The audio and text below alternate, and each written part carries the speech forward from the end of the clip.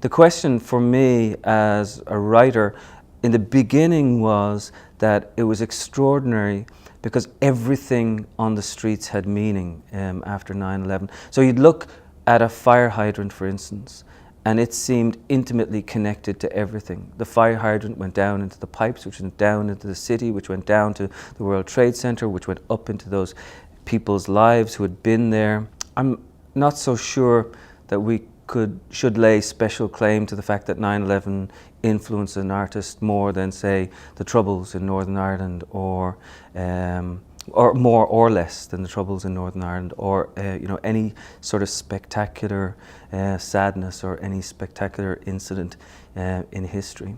I mean, it happened, and therefore it continually happens, and therefore we have to react to it. I mean, an artist does not have to respond to 9/11. An artist doesn't have any responsibility except to his or her canvas or her characters, and they can be of any ilk. I don't ask people to make pronouncements.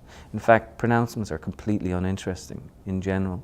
Pronouncements are for politicians, I think. And as a writer, what you want to do is get in and talk about recovery and talk about grace and talk about the sadness that was there as well. My father-in-law was in the first building to be hit, the second building to come down. He got out. When my father-in-law came home and my daughter jumped up into his arms and said, she thought that he was burning because she could smell the smoke coming off his clothes, and then she said, well, he was burning from the inside out. It was like she was 4 years old at the time.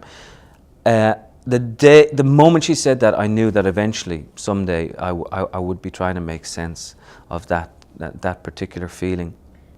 I would never have written "Let the Great World Spin" unless 9/11 had happened. Shortly after 9/11, I was looking around, thinking about how eventually I would write about this, and I read Paul Auster's essay about Philippe Petit, the tightrope walker who went across the World Trade Center towers in '74.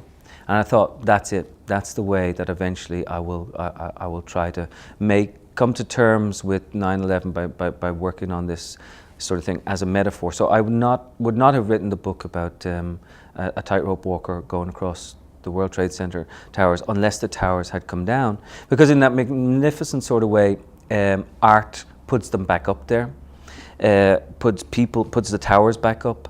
When I go down now to which I don't do very often, downtown to look at the towers, I look up and I still sort of see Philippe Petit in the air. Obviously, he did it once and he's gone, but memory and imagination sort of collide with one another, and you can put those towers back up in the air. And I think that's sort of the duty or the function or the beauty of art.